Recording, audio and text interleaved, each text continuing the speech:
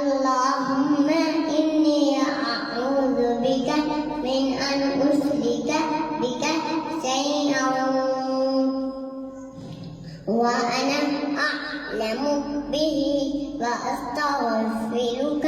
لما لا أعلم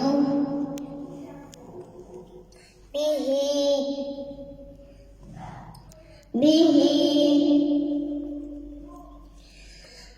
تبت عنه وتبرأت من الكفر والشرك والكذب والغيبة والبدعة والنميمة